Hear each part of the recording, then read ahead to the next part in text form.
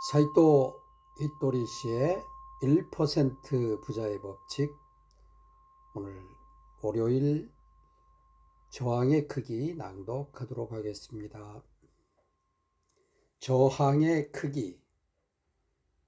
그런데 한 가지 기억해야 할 것이 있습니다. 기회가 눈앞에 다가온 것과 그 기회를 붙잡는 것은 전혀 다른 문제입니다. 기회를 확실하게 붙잡으려면 이 말을 해야 합니다. 못할 것도 없지. 이 말을 소리내어 1000번 하면 됩니다. 나는 참 행복해 라는 말을 하다 보면 머지않아 눈앞에 다양한 기회가 찾아듭니다. 하지만 그걸 내버려 두면 그대로 사라집니다.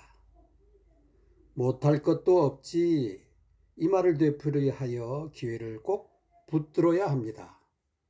혼잣말을 1000번이나 하면 이상한 사람으로 보이지 않을까? 이런 생각이 들지도 모릅니다. 그래도 괜찮습니다. 나를 괴짜로 보는 주변 사람들의 시선은 일종의 저항이기 때문입니다. 비행기를 상상해 보세요. 그렇게 크고 무거운 물체가 어떻게 하늘을 날 수 있을까요? 그건 바로 저항 때문입니다. 공기 저항이 날개에 작용하면서 거대한 비행기를 공중으로 밀어 올리는 것이지요.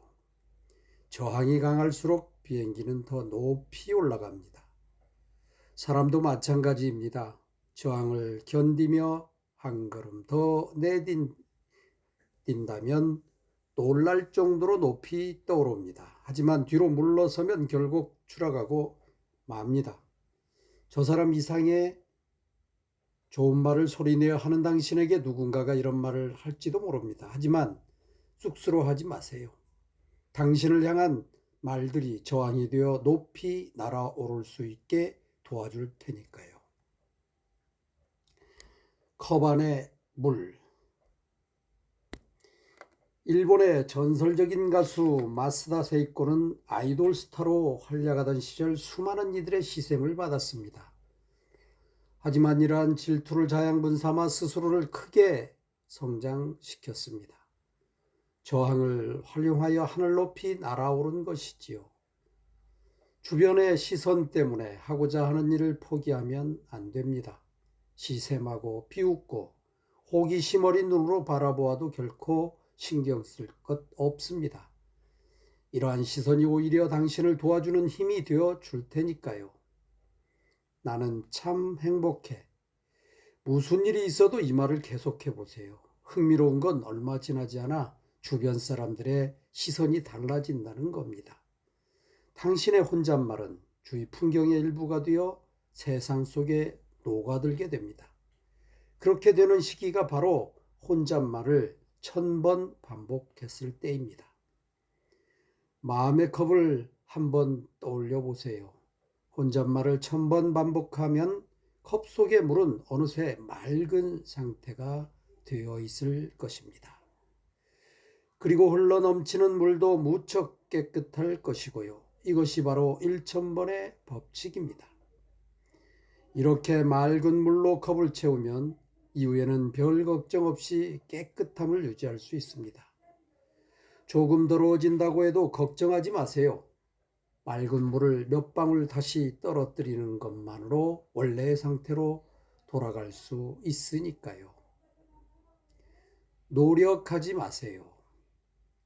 좋은 말을 소리내어 말할 때 꼭 유의할 점이 있습니다. 바로 노력해서는 안 된다는 것입니다.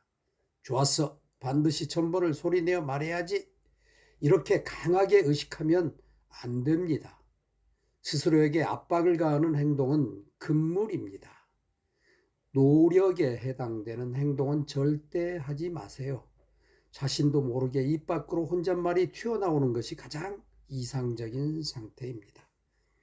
의식해서 말하는 것은 별 도움이 되지 않습니다. 사실 1000번의 법칙은 자연스러울 때 가장 효과가 큽니다. 조금만 생각하면 금세 이해할 수 있습니다. 몸과 마음을 자연스레 따르는 것이니 굳이 애쓸 필요가 없지요. 절대로 노력하지 마세요. 저는 20년도 넘게 이 말을 해오고 있습니다. 하지만 안타깝게도 대부분의 사람들이 이 말에 귀를 기울이지 않더군요. 아마도 그 이유는 노력하지 않는다는 것을 편하게 돈을 번다는 뜻으로 받아들이기 때문일 겁니다. 편하게 돈을 벌 수 있습니다. 대다수의 사람들은 이 말을 바람직하지 않은 태도라고 여기는 것 같습니다. 행복해지기 위해서는 이마에 땀방울이 맺힐 정도로 열심히 노력해야만 해. 일반적으로 부에 대해 떠올릴 때 우리는 대부분 이렇게 말하곤 합니다. 노력과 성공의 관계. 너무 단정짓는 것처럼 보일지 모르지만 노력하는 동안에는 절대 부자가 될 수 없습니다. 지금쯤이면 다들 알고 있을 겁니다. 부자가 되는 것을 포함해 행복을 위해 가장 중요한 것은 혼잣말과 그 횟수라는 것이요. 당신이 어떤 회사의 사장이라고 생각해 봅시다. 만약 매출을 5배 늘리고 싶다면 소리내어 말하면 됩니다. 매출을 5배로 늘릴 거야. 그리고 이 말을 1000번 반복해 주세요. 단 주의할 점이 있습니다. 매출을 늘리려면 5배는 더 노력해야 해. 이런 말은 절대 하지 말아야 한다는 것입니다. 일반적인 회사라면 이미 최선의 노력을 기울이고 있을 겁니다. 온갖 지혜를 짜내고 직원들도 상당히 애쓰고 있는 상태일 테지요. 그런 상황에서 또다시 5배나 더 노력하자니 말도 안 되는 이야기입니다. 5배를 노력한다고 매출이 5배 늘어나는 것도 아닙니다. 실제로 어느 회사가 5배의 매출을 올렸다면 그건 분명 5배 편하게 지냈기 때문입니다. 우리는 보통 하루에 8시간을 일을 합니다. 5배로 돈을 벌려면 40시간이 필요합니다. 그런데 하루는 24시간 뿐이니 내일까지 해도 할 일을 다 마치지 못합니다. 불가능하다는 말이지요. 그런데도 잘못을 저지르는 사람들이 여전히 많습니다. 다 함께 노력한 덕분에 매상이 크게 올랐습니다.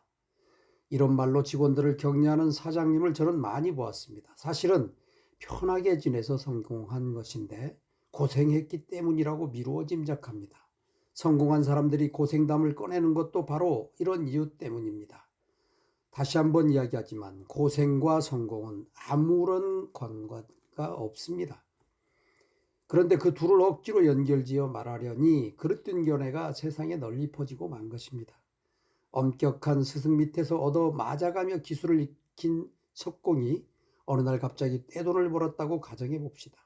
돈을 번 이유는 스승에게 독립하여 조촐하게 일을 해 나가다가 돌을 두기 위해 거의 공짜나 다름없는 산 땅의 가격이 급상승해서였습니다. 누군가는 그 석공이 어려운 시기를 버텨낸 끝에 그런 큰 돈을 벌었다고 우길지도 모릅니다. 힘든 수업과 땀값 상승은 아무런 연관도 없는데 말이죠. 네, 오늘은 여기까지 낭독하도록 하겠습니다. 노력하지 말라고 한 것은